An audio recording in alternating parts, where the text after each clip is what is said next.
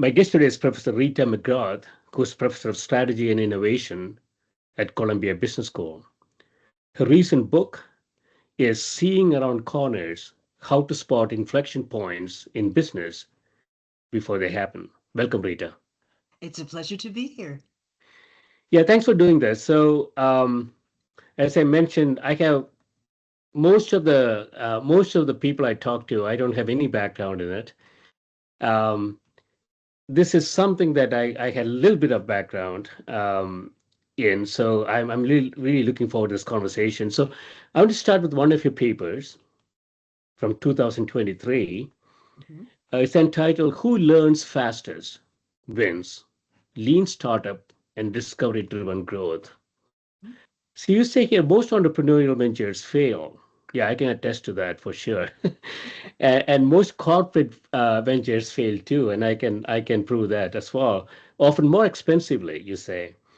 Against this backdrop, lean startup and discovery-driven growth are methods that emphasize rapid learning, resource parsimony, and an intense focus on validating assumptions as ways of reducing the cost and risk of failure. Mhm. Lean startup had its roots in and makes a contribution to entrepreneurship. Discovery driven growth emerged instead from the study of corporate innovation efforts. Yeah, so I haven't really thought about this way. And so yeah, so we have sort of two innovation environments, so to speak. We have the startups, and we have increasingly more startups nowadays, I think. And we have this corporate innovation efforts. And I was part of both of them, in a large pharmaceutical company, in a high technology company. So I sort of understand, and I started a little company on my own, and so entrepreneurship and corporate um, innovation are things that I know of. But as you say, the both of these things fail more often than not. And so why should we go into entrepreneurship? Why should corporations go into this corporate innovation thing? Why should they do that?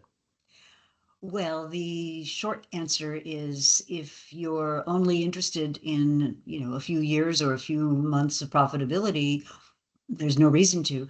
But if you're interested in the long-term viability of either your economy or your company, Yeah. what we know is that all competitive advantages erode over time. That they have a life cycle, right? So there's the innovation process, there's the entrepreneurship process, which is kind of a mess.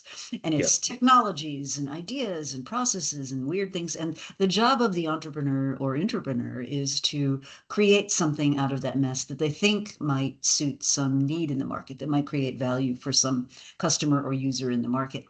And that's where it all starts. Then you have this ramp up process by which Yeah. you get that innovation into the market. And if you're successful, which is rare, you have this lovely Hmm. period of exploitation in which you've got an established business, you're making money, it's fairly predictable. And that's the part that we teach everybody about in business Hmm. schools, in life. That's the part all the business books get written about, right?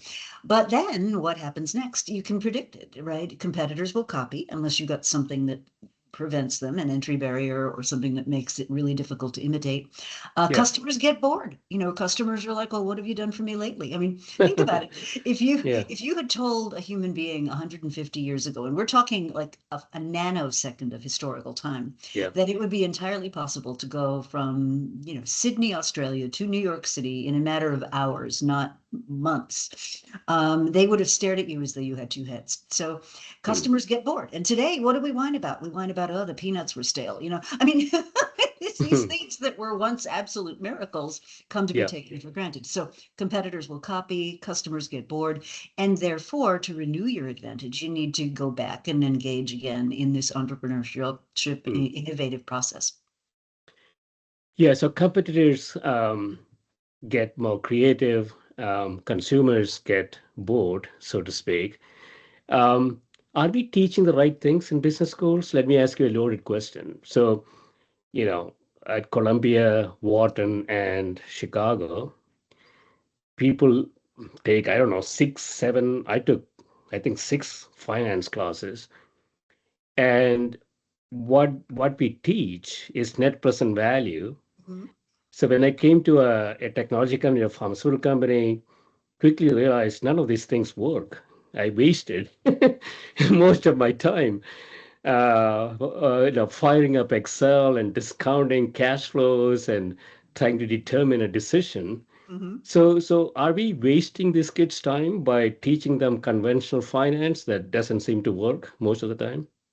Well, it depends what you're preparing them to do, right? Yeah, I think yes. I mean, I think, if you think about where business schools came from, and I think this is something people forget the context of where business schools came from. yeah, The idea behind the original business school, which was I think the Wharton School, was that there was a scientific approach to management. And in fact, mm, it kind of emerged around the same time as scientific management, the practice emerged, yeah, and that by studying these regularities, we could make smarter, more informed managerial mm, decisions. I mean, that's where it yeah, came from originally. But the presumption behind much of the business school curriculum is that we're dealing with sustainable competitive advantages, yeah, that the past is a good predictor of the future, and that we don't innovate on a regular basis. We innovate episodically. And if you even mm, think about where the field of strategy, for example, came from, it came mm, from industrial economics, which makes these two presumptions, which are, yeah, firstly, that there is such a thing as an industry. I would yeah. argue in many cases that's a really dangerous lens to look at the world. And the Right. second is that the normal state of things is equilibrium. And Yeah. so all the economists can draw their elegant models from all those things. So that's where business schools came from. And what Mm, they did with their product, their MBA product, was a lot of them went right off to go and work in finance, right? And so they were mm, structuring deals, they were doing M&A transactions, they were doing whatever. And so if that is what your school is set up to do, and that's the mm, population you want to train, then that seems pretty well fit for purpose. mm, However, as the world moves more quickly, as yeah. technologies are changing, as the pace of things is kind of picking up, we're not teaching students enough about the whole entrepreneurship process, the whole Yeah. process of innovation, and how innovation finance needs to be thought about. I don't think Mm. we teach people that very well. Yeah. I mean, it's an interesting thing, right? So, um, in some sense, we make the assumption that past is a good predictor of the future. So I put my bias on the table, Rita. I'm not a fan of strategy literature. Mhm. Strategy literature generally talks about when I look back, these companies have succeeded. Let me give you some case studies. Um, it is fundamentally not that useful to look forward. Mhm. So strategy as it practiced in management consulting firms and business schools is a looking back process. Looking back I always argue, has no value. Exposed, you can find a lot of patterns. Um, are those patterns going to be quite important for you in the future? I seriously doubt it. So, what do you Mhm. think? I agree with you. A lot of our strategy frameworks are based on, first of all, if they're based on case studies, what a lot of people don't understand is that if you're writing a case study about a company and you get access to that company and you interview all these people, like for Harvard or somebody, right? Generally, the company has the right to approve what gets published. Yeah. So the real story is almost never the one that gets told. So let's take an example that will be familiar to you. Everybody talks about, oh, Kodak, and then the party Yeah. line is, oh, fat, dumb, useless company that missed the internet. That's not what happened. What Yeah. happened was that there was a guy called Antonio Perez who was not selected by Hewlett Packard Yeah. as their CEO because the board, for whatever reason, decided to pick Carly Fiorina instead. Perez had built up their printer business and had every expectation that he was going to be the next in line. Okay, so the board picks Fiorina. Now the two of them have a problem. Fiorina's got a problem with him because he's incredibly powerful and Yeah. resentful and is pissed off now that he didn't get the And nod. everybody loves him at HP, I would imagine. Well, he's very powerful, right? So she has to figure out something to do with Yeah. him. So what she does is Yeah. she sends him off on an ice floe. They create a joint venture with Kodak. Yeah. He tries to talk the board into buying Kodak. The board basically says, Yeah. no, we're not interested. Yeah. Then when the CEO role opens up at Kodak, Perez gets the nod to take that role. Mm. And by God, he is going to show his former employer what a mistake they made, not putting him in charge of the whole company. And he Mm. steers Kodak into the printer business just as Mm. screens are getting good enough that you don't need to print anything anymore. Yeah. That's what happened at Kodak. This was a Yeah. politically driven strategy screw up, if you ask me, my opinion.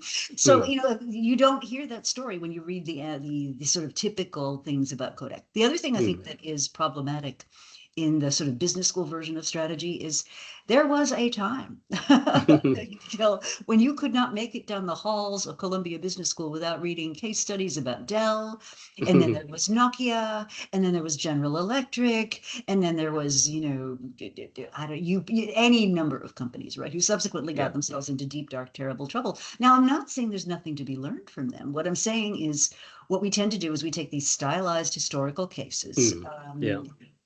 and we try to extract lessons from them that may or may not be relevant in the future. So no, I mean, I'm kind of with you. I'm a big Yeah. believer in strategy as an imagination practice. We're trying to imagine futures that don't exist yet and orient our firms so that we can take advantage of what Yeah. we think will be opportunities coming to us. Yeah. So I was at HP in the early 90s. Uh, I was oh, in so you would know this whole story. Corvallis, Oregon, where they make the inkjet printers. I was an intern in between my MBA years, and one day they sent me to Santa Clara. They put me on an HP aircraft. Said, "You go to Santa Clara, you walk around, you understand the HP way." They told me. I didn't know what the heck that meant. So I went to Santa Clara. I was walking around, and there was a guy sitting in a cube. He was bald. He had glasses.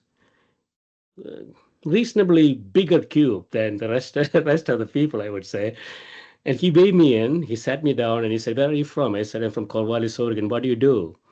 "I do strategy for inkjet printers." I was full of myself.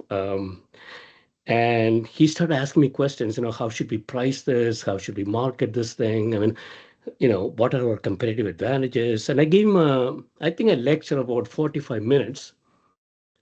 And he was taking copious notes. That was Lou Platt, HPC. So I came back to Oregon.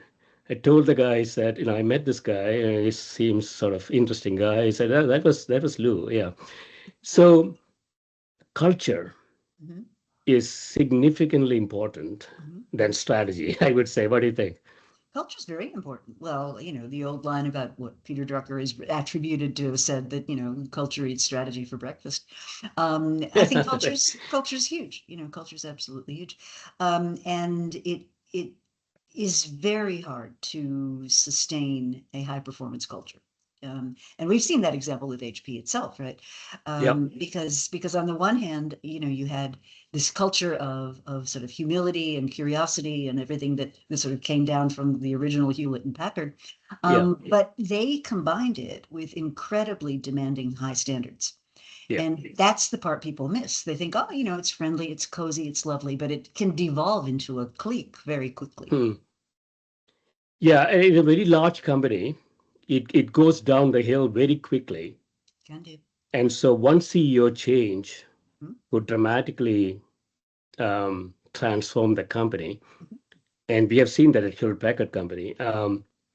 So discovery driven growth, you say here 5 steps that interact: defining success, checking for realism, defining operations, documenting assumptions, and in planning through checkpoints. Um, that sounds like a process. I'm not a process guy, Rita. So how do we implement discovery driven growth in a large company?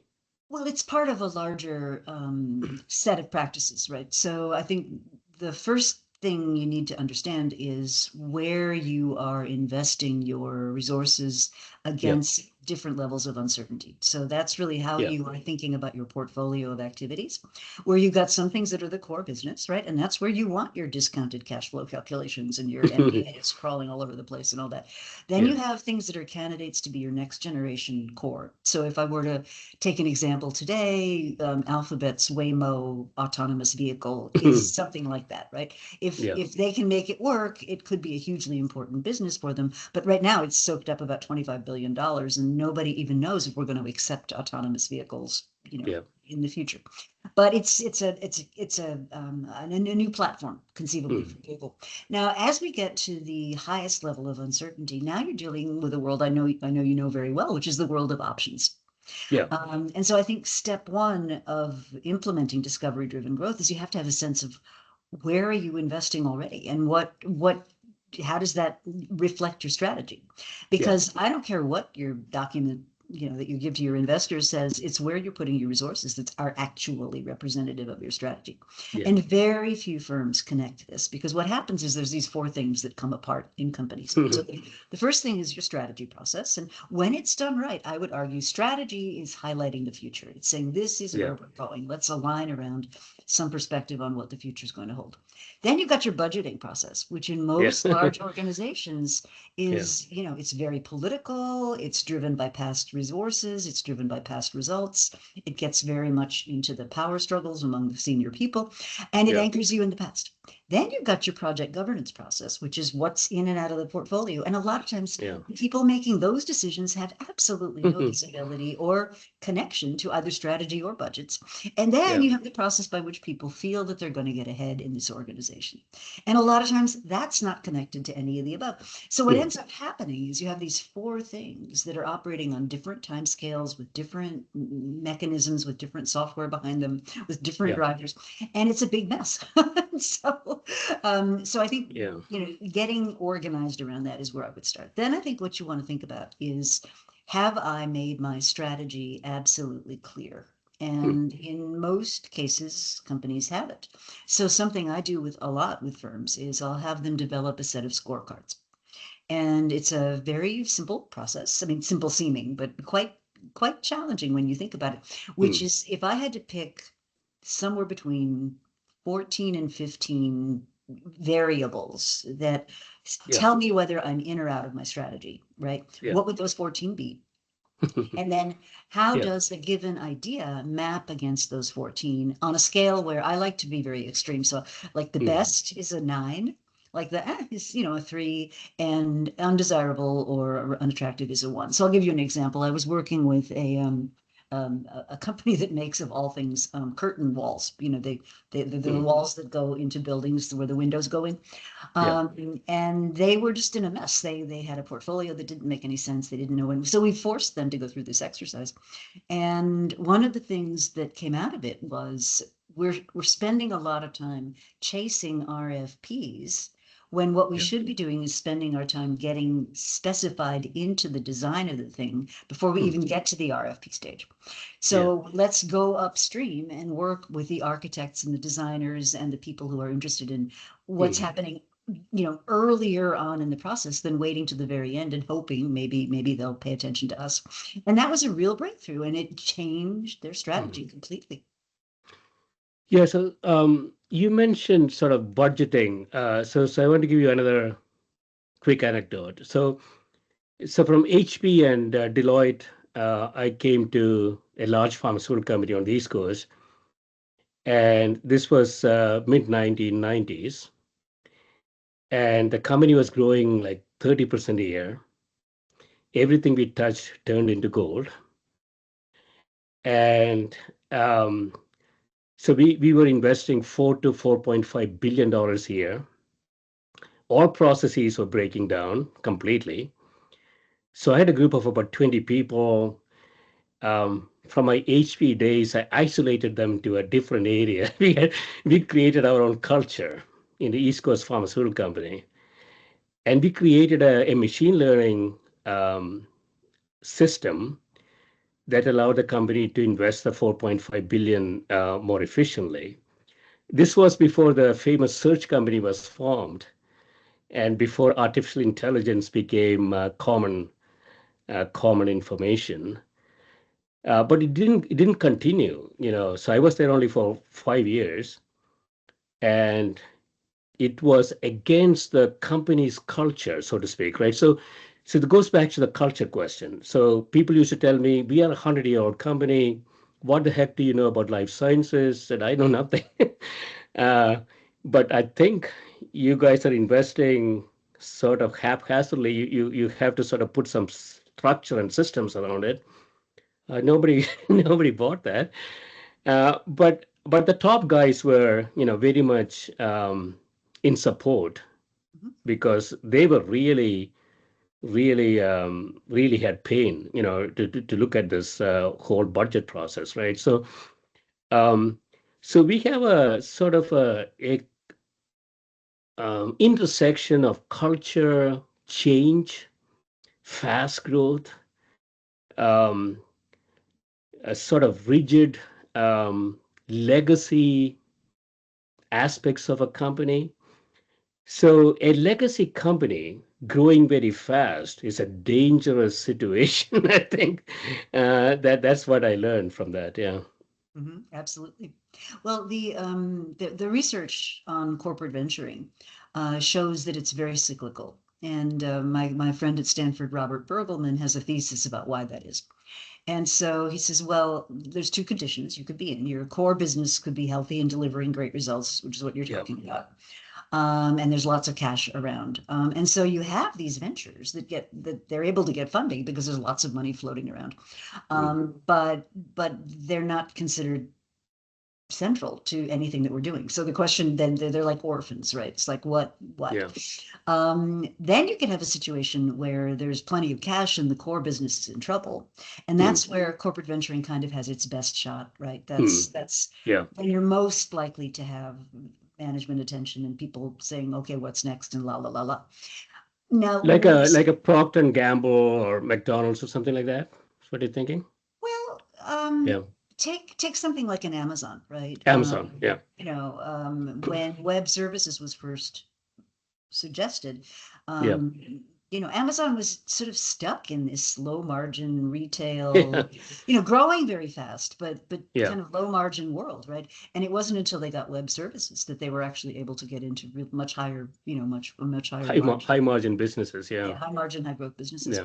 Um, so I think the question of how much money is floating around, and now the serious situation, the Hail Mary, right, is when your core Mhm. business is in trouble and you don't Yeah. have a lot of excess capital. And my argument to senior leaders is you don't want to be in Mm. charge when that happens. I mean, that's what happened at Nokia, right, back in the Mm. day Yeah. when their handset business basically went into a nosedive.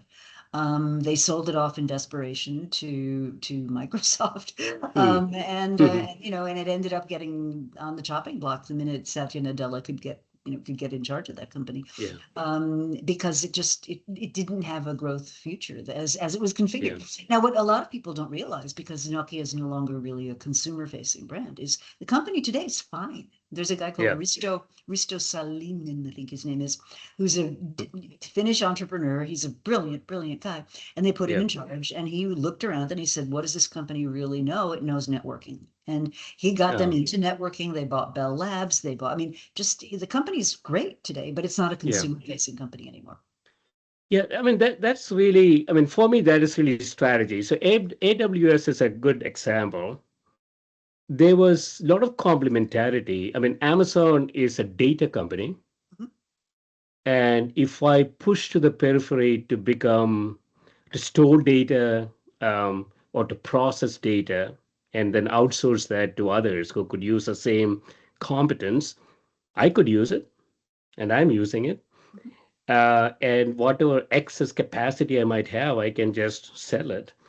So, um, for me, that type of strategy is really interesting. I mean, AWS would not have been the first thought to a conventional CEO, but it is fundamentally Amazon's business, if you think about it. Yeah. Well, the origins of it are quite interesting, Yeah. because it came out of a problem Amazon had discovered it was having, which was really a crisis for the company, which was that because their underlying systems, and there were two, there was an operating system called, I think it was called Obidos, and there was a database system called something else. Yeah. And they were tightly coupled. So anytime somebody wanted to update the website or change the way a certain process ran in the background, they had to go through this committee and they had to go through all this testing to make sure that it didn't interfere with each other. And it took them quite a while to figure out that what their problem was this tight coupling. And so what they needed was systems that could run where you could make a change to one part of it without touching everything else. Tightly coupled systems are highly efficient in very predictable circumstances. They're good, right? Loosely Yeah. coupled systems are much better when you need to be adaptive. Yeah. And so what AWS was it arose out of this actually mission critical problem they were having, which was their response times to the market were just getting slower and slower and slower because of this tight coupling.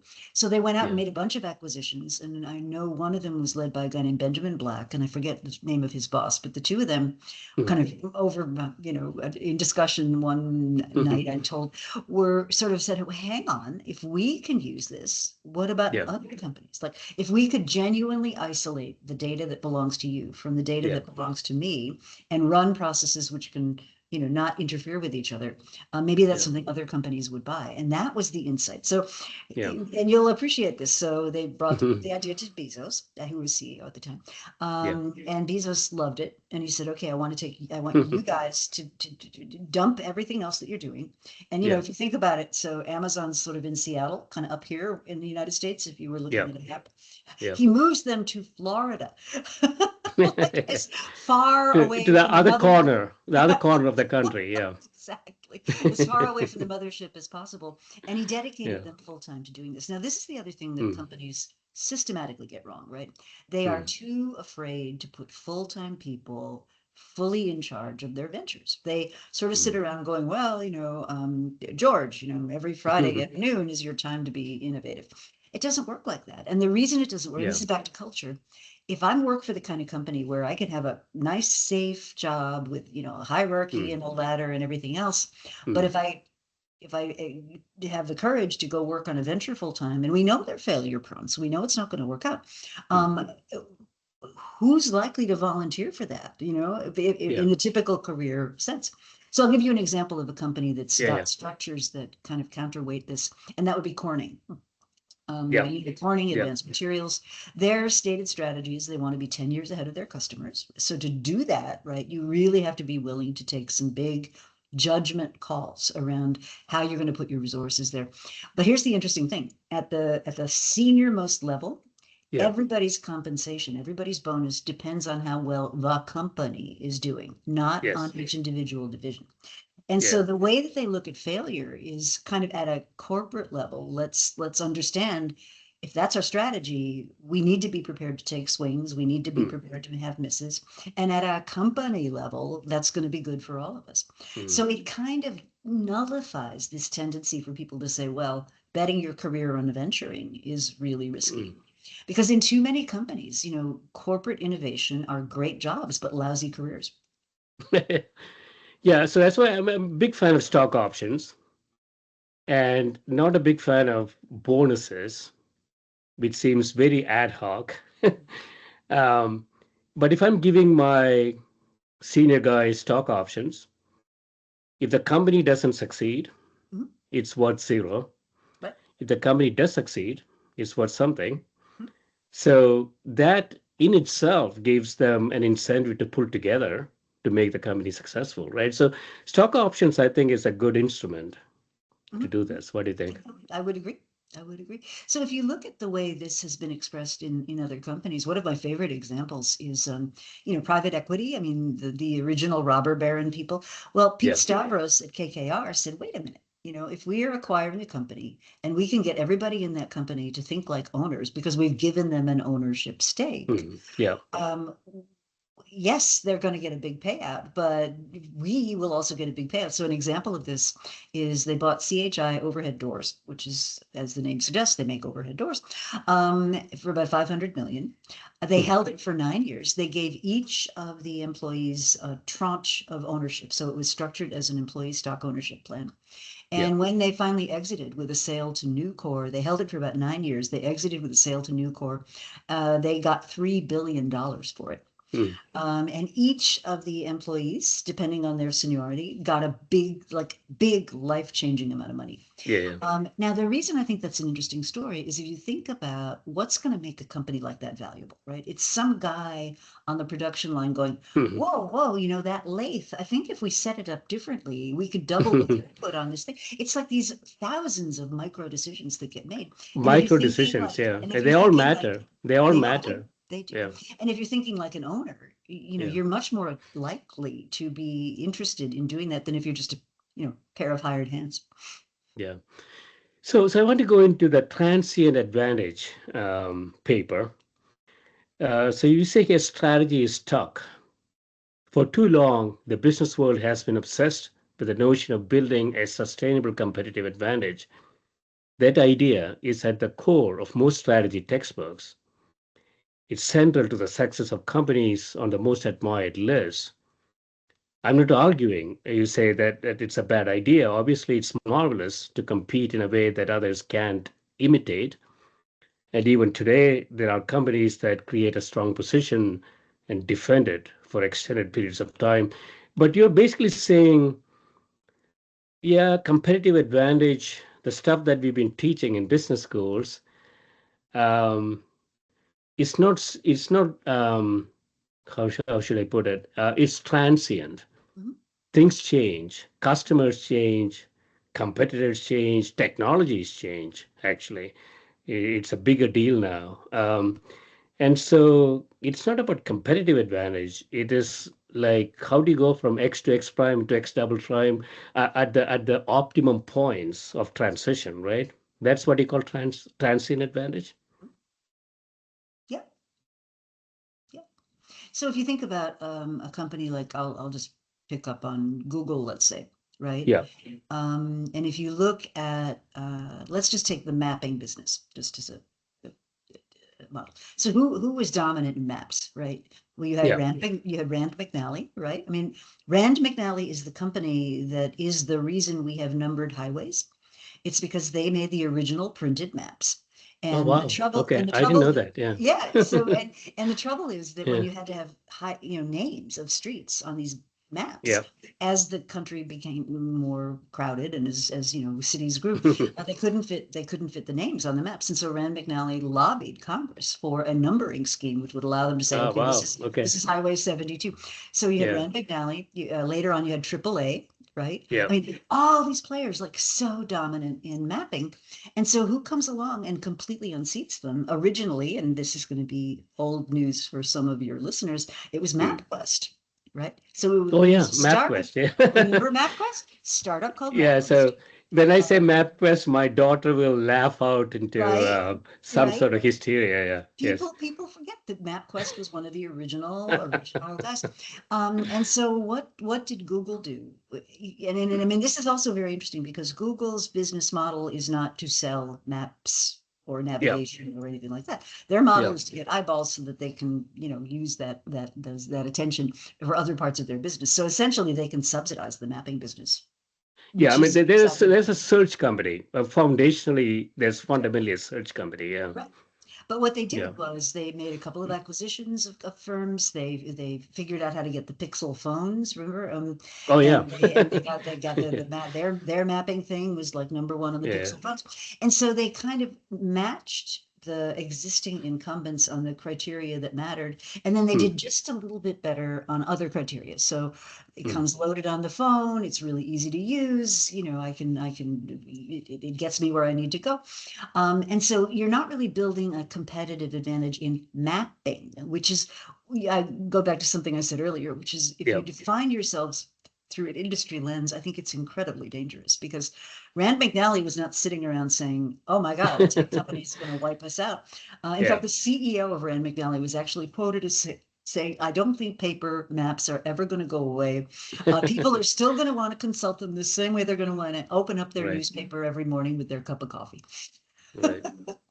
So I think Yeah. the thing, coming back to transient advantage, Yeah. I think what people need to be thinking about is what's the job to be done of Yeah. the constituents in our ecosystem. And that's a phrase Clay Christensen used it, Tony Ulwick used it.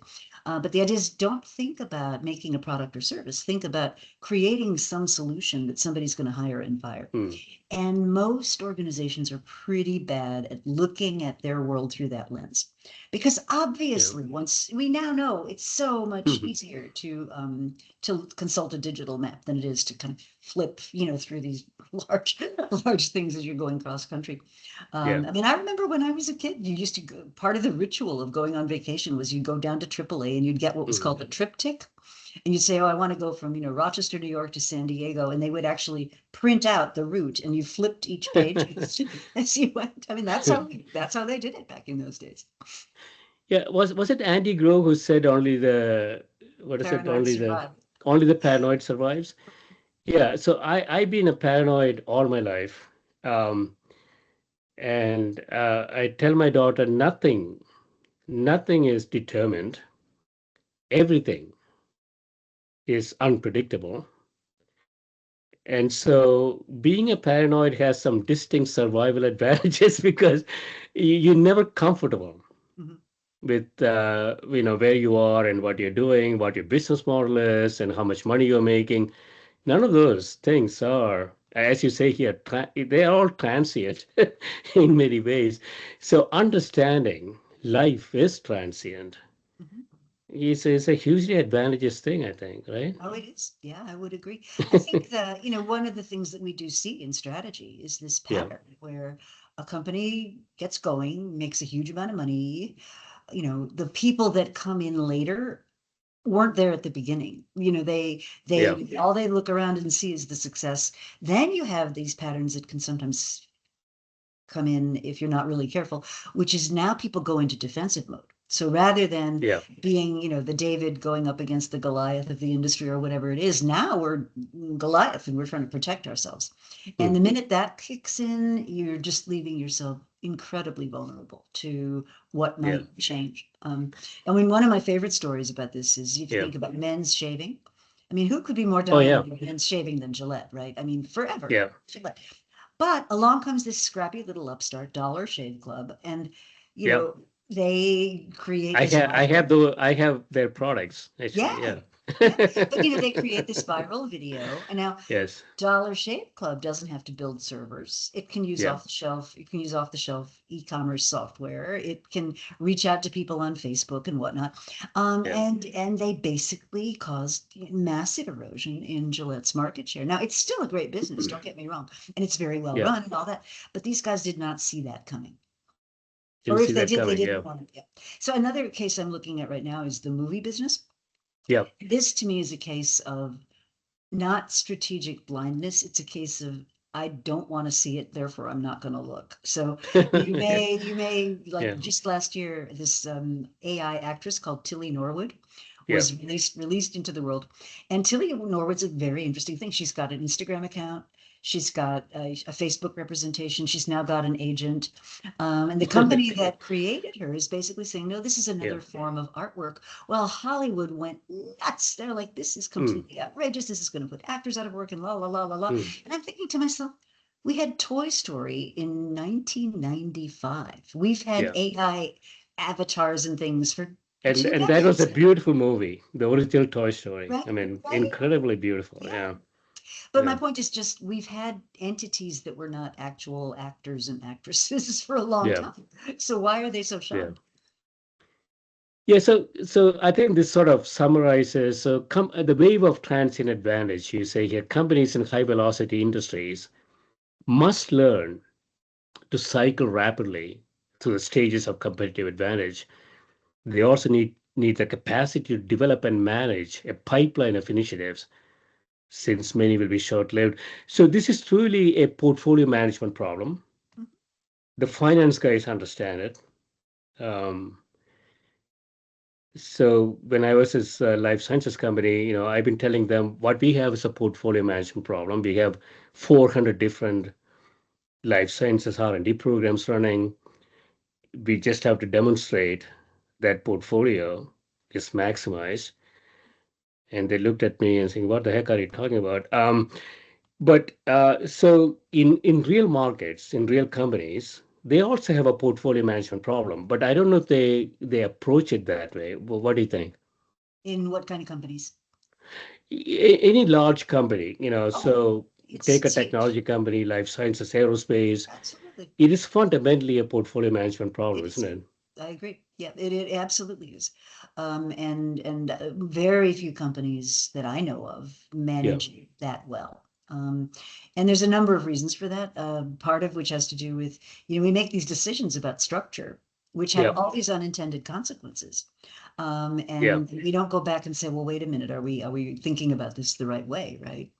Um, and I think, I'll give you an example. So I was working with 3M years and years ago, Yeah. and they had a bunch of Talk about businesses, portfolios. There is a big portfolio there. big portfolio.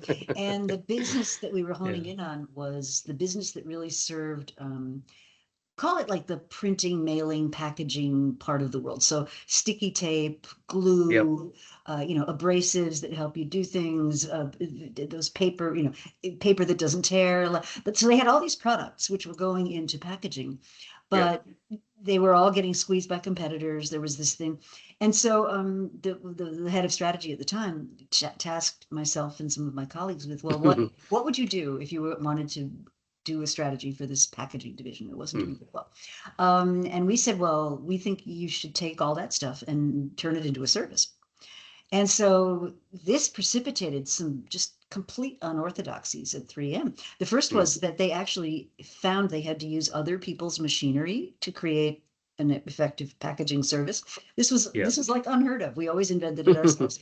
Secondly, you might need to use other people's materials, but Yeah. they found a great partner in Intel. And this was back in the day. And what Intel was wrestling with was they had incredibly high value, Mm. low volume materials, but these materials needed to be incredibly safely packaged and then sent to where Mm. they needed to go. So think Oh yeah. chips, and so Intel and 3M decided to partner on this, and we Mm. actually succeeded. So they developed this service that it worked really well.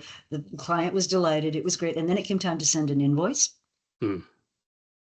There was no way in their SAP system to send an invoice for a service. Everything 3M had ever sold up Oh, until that point oh had an wow. SKU, a stock keeping unit It's a associated. product. It was a product company fundamentally. Yeah. Right? Yeah. Right. Right. And Yeah. so the very first invoice was literally typed on a word processor in by the secretary of the division that was run by this packaging Yeah. guy. Somebody in Minneapolis or St. Paul, yeah. somewhere St. Paul rather Yeah. But I mean, typing it up. Yeah. and I'm Yeah. telling you, and it was it had a happy ending. Yeah. But what happens is companies look at what they're doing, and they're not seeing what Intel needs is XYZ to protect their packaging. What they're seeing is, Mm. I make sticky tape, and I make glue, and I make scotch tape, and each of those Yeah. businesses has a business head who's trying to maximize the value of their business. So I Yeah. think, to come back to your question, a lot of companies, the way that they're even structured prevents Yeah. them from being able to adjust. Doesn't allow them to do that. So pushing into the periphery is, I mean, you cannot stand still. In some sense, I think if I read you correctly, it's basically saying, standing still is a losing game because everything is going to change. Products, services, your advantages that you thought you had, everything, your employees, your funders actually could change as well. And so standing still is can be clearly shown to be a losing game. So you have to keep moving one way or the other, right? I mean, it's like a living thing, right? Yeah. I mean, in nature, if creatures don't move, if they just stay in one place, Yes, eventually they yes. either starve to death or they stop being able to breathe, right? So I think if you use a natural analogy, Yeah. these things operate in harmony with each other. They're systems, and systems by Yeah. definition have a lot of stimulus and response to them. So I want to finish up with your other paper. So the permissionless corporation. So this goes into some of the sort of the culture things that we already discussed, and it sort of fits into that. So you say here AI and other software can create a single source of the truth and make information transparent to all authorized decision makers on the front lines, Mhm, feeding it to them directly and without filters. mhm, That means silos and layers can give way to small teams equipped with all the competencies needed to see a project through from beginning to end. mhm. In short, new technology lets managers make decisions and experiment in a decentralized way that enables both independence and accountability at the team level. Yeah, so I've been a technologist all my life, Rita. So I became sort of cynical Mhm, of technology. mhm. And I go back and I say, if you want to succeed, get people together. Culture is probably more important than technology. Mhm. What do you think? Oh, I would totally agree. So let me share Yeah, with you a big surprise that yeah, to me out of this research. So when I first started, and this is the new book, right, which is about, and let me put this in context for a minute. yeah, I believe we're in this massive transition from a world of mass markets, mass consumption, petroleum, the automobile, the assembly line, from that world to a world which is increasingly informed by services, by products, by yeah. digital. It's going to be a really different thing, and And information intense. in very information intense. And Yeah, right now we're in the middle. The old system hasn't gone away by yeah, any means. The new system hasn't quite made itself felt. So that's yeah, the context in which I'm approaching this idea of, well, what does the organization of the future kind of look like? And yeah. when I went into it, my expectation was that leadership in those contexts was going to be the kind of leadership that sort of said, hire great people, get out of their way, and backstop them when they need to. And what I'm finding is completely the opposite.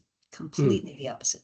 If you think of the leading firms of today, so NVIDIA, Yep, Airbnb, Uber back in the day, yep, or even today, Uber, a lot of these firms that are very, very successful, when you look at what their leaders do, they are hmm, incredibly involved. Like they are not hands off by any means. They're hmm. deep, I see. deep, Yeah. deep in the guts of the business. So when Hmm. you say you're skeptical of technology being able to do this stuff, I totally am with you because technology helps, but it's at the service of these leaders that are really in the guts of the business. So a great Yeah, example of this would be Shopify. So yeah. their CEO, who is actually one of their founders, has said, don't ask me for budget, don't ask me for people until you show me that AI can't achieve whatever it is you're looking to achieve. Right. So he's kind of set the tone right at the top, but he's Yeah, really in very deep in the knowledge of the business. And if you think yeah, about Jeff Bezos back in the day, if you think about Steve Jobs at Apple, these were not hands off, let the chips hmm. fall where they may leaders at all. They're very involved. Now, here's the difference. They're not telling people what to do. So these are not command and Yeah. control type people, but they're very engaged and they're very involved. And what a lot of them do is they create this almost shared consciousness among the people that they're interacting with.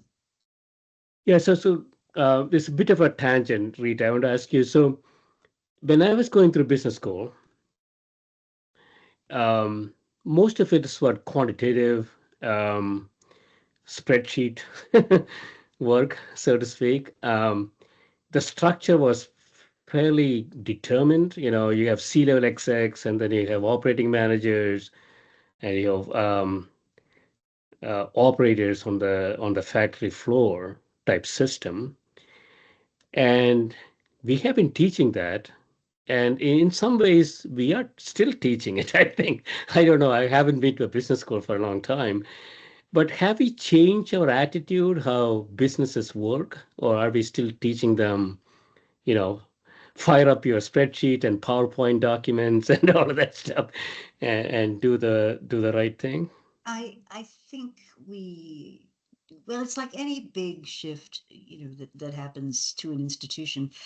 At the periphery, yes, there are courses that teach, this different way of thinking about things. I mean, if I go back to my own PhD days, Yeah.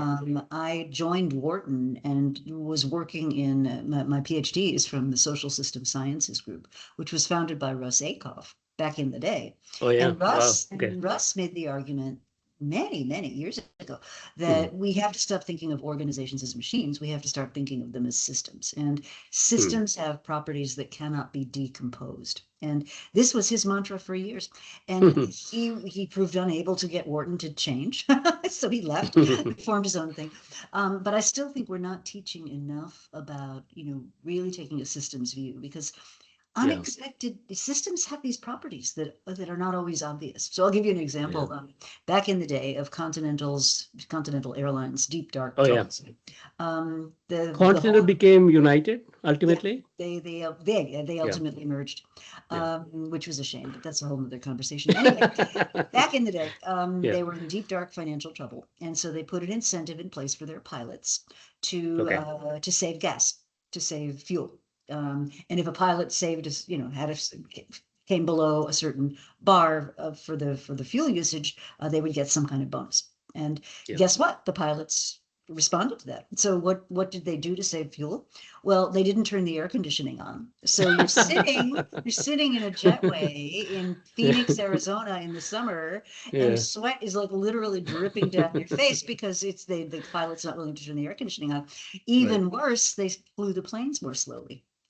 And so what would happen would be the plane would Mm. arrive like just, 15 or 20 minutes late, but late enough that people would miss their connections. And then Continental Oh had to my pay to God. put the Okay. passengers on other people's airlines. And. Right. Now, so this thing that looks, if you're just looking at a single level, like Yeah. a cost saving thing, Yeah. produces this behavior that destroys the product. Wrong incentive. So I want to finish up with, we're running out of time. So you say in this paper, communicate context. People can operate without coordinating functions such as committees, stage gates, and approvals only if they're clear on the context of their work. So I quite like this, Rita. So you say vision, what do you want to achieve? Values, what's important to you? Methods, how do you get it? Obstacles, what's preventing you from being successful? Measures, how will you know you have been successful? So these are important things. So, and it's actually quite simple to implement from a cultural perspective too. So if you can get your employees to think about these things, these five things, constantly, I think you'll have a better company. Um, so talk a little bit about this communicate context issue.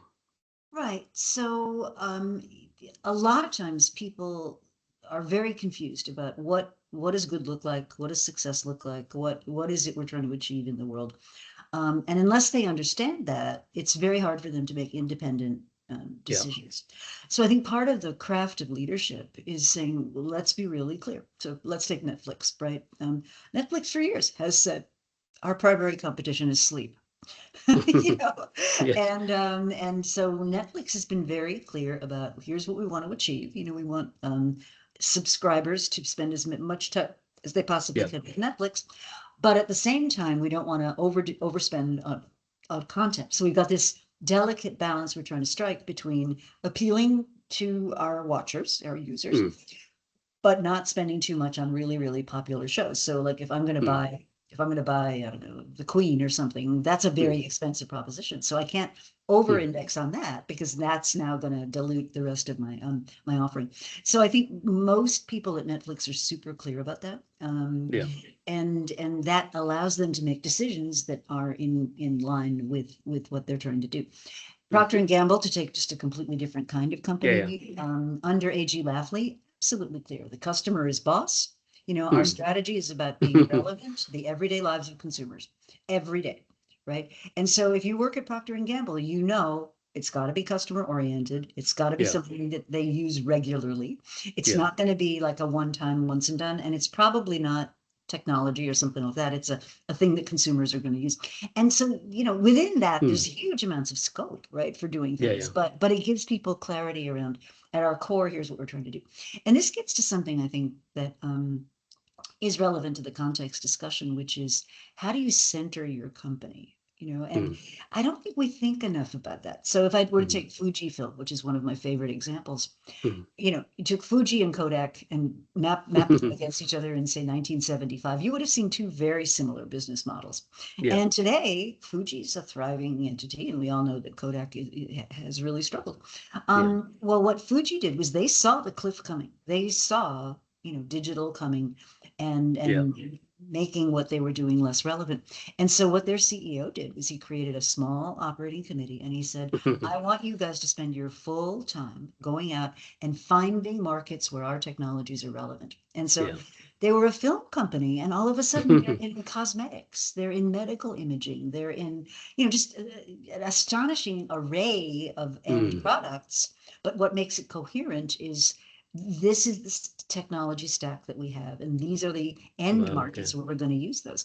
So on the surface, it looks completely bizarre, right? Mhm. Like at the one time you're in cosmetics and now you're in high-end medical imaging and you're doing what? So when you look at it through the lens of I don't Yeah. understand what Yeah. this company's doing, it looks Yeah. completely incoherent. But if you look at it in terms of here are the places our technologies are relevant and Yeah. here's the new technology we want to bring in, it's totally sensible. It's totally sensible. So the it's sort of the back end is fixed to say we are good at doing this, Uh-huh. and let's push toward new products using our technology. And I'm not willing to accept the technology has changed. Um, yeah, I would be like that too. In retrospect, if I have a technology that is very, very successful, I will say, well, I mean, let's just push forward to the peripheral areas with this technology. But the problem is when there's a discontinuity, you get wiped out. Mhm. And that's what happened to Kodak, right? Yeah, among other many other things. But yes, yeah. Yeah. I mean, a great example of this is the music business. Oh, yeah. If you think about the music business, I mean, for years it was all about the competitive barriers that were created by the studio system. So an Yeah. independent artist could not reach an audience and do much of Right. anything, and that all Scale. was Yeah. yeah, it was all buttressed by the fact that you had to buy 18 songs to get the one that you wanted Yeah. because they were all on a CD. Yeah. Well, that moat has now evaporated. It started with, Apple basically saying, "Hey," well, it really started with Napster, right? So the existential threat the music business had was there's this free competitor, and Yeah.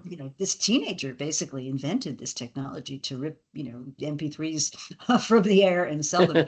And it, Right. it was against that backdrop that Steve Jobs was able to talk the music guys into saying, all right, we'll Mm. let you have a legitimate outlet for our songs. But then Jobs's genius was to price them at 99 cents. So it's Mm. it's like pocket change. Now, what's interesting to me about that example is Yeah. Apple's fundamentally a hardware company. I mean, even today, they Mm. make beautiful hardware that they're going to put in yours. So they don't mind giving the content away for free. Right. The Right. music Right. business is trying to sell the content. So there's a Yeah. fundamental disconnect in those two strategies. And so I think that's an Yeah. interesting case where the existing business model was just eroded from under them. Mm. So in conclusion, let me ask you this. I haven't really thought through this, Rita. So a dozen people, Bill Gates, um, Steve Jobs, perhaps Elon Musk, I don't quite know yet, um, Jeff Bezos, and others, change the US economy. It's like a dozen people. Mhm, We got 330 million people struggling. mhm, So a dozen people made the US pull forward. And there's an initial conditions question here. I was talking to one of your colleagues from Dartmouth, and I was saying there's an initial condition questions, which is all of these people that you know. So we haven't talked about innovation. Most of the people that we know are hugely innovative, start with tens of millions of dollars. Um, we have 8 billion people who will never see $1 million. And so we haven't run the counterfactual from an innovation perspective. mhm. We know a dozen people who got, $10 million and made huge innovations and pulled the economy forward. That doesn't quite prove that they are very special. They just had a lot of money. Let me make a statement. Let me react to it. Yeah. Mhm. Yeah, so a couple of things. Yeah. And my colleague Ian McMillan at Wharton used to say this all the time. He said, "Don't draw conclusions by studying successful entrepreneurs because you have Yes. no way Yes. of knowing if they just happen to be standing in the right place at the right time." Yeah. What you want to study is people who've done this over and over and over again, the Oh, yeah. habitual entrepreneurs, right? Yeah. So Yeah. that's the first kind of distinction I would make. Yeah. If you read, the biographies about Bill Gates, there were some things that were unique to his initial conditions that other people didn't have. He was one of the first people to ever have access to a personal computer because Yeah. he had access to that in his high school, right? Right. And Right. so I think what you find is these many of these folks, happen to have a good boost of luck Yeah. behind them as well as initial brilliance. So that's kind of the person side of it, but there's Yeah. also the societal side of it, and there I Yeah. would refer you to the work of a guy named William Baumol, and he studied the US and other economies. Hmm. And what he did was he wrote a book called The Free Market Innovation Machine. And Hmm. what he argues in that book is that what capitalism, when it's done right, it creates is an innovation arms race. Um, Yeah. but to have an innovation arms race lead to rising standards of living and better economies and everything, there's got to be rules around it. So you need the rule of law, you Hmm. need intellectual property protections. Yeah. You need a notion of property rights. Property rights. Yeah. You need predictable constructs, and then you need ways of returning capital to the people that put it at risk. Right. And he wrote a whole book about how you do this. Yeah. And what I would argue is if you look at economies that are not thriving, those ingredients are missing. So you don't have the rule of law. You can't Hmm. have confidence a contract will be honored, right? You have to be aware of some kleptocratic bureaucrat coming in and busting things up. And it sounds silly, but if you really want an economy that works, Yeah. the way that we would like to think the US economy works, you need guardrails. You need those principles in place. Otherwise, capital Hmm. will go to something else, right? So if you take a completely contrasting system, call it patrimonialism, Hmm. where the leader makes all the decisions, right? Hmm. Then what capital will do is it'll suck up to the leader and not necessarily put itself to productive use. Hmm.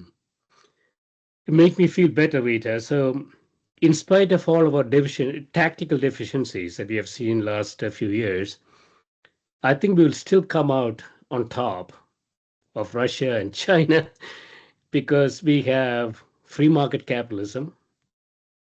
We have property rights, as you say. We have a set of rules that we have been practicing. And that's fundamentally what makes countries work, right? So I'm still hopeful that we'll pull through this little bit of a tactical blip that we're going through right now. Well, I am too, and I think Yeah. I see a lot of green shoots. So if you back to this idea of this transition that we're in, right? So you're seeing things like the bicycle movement.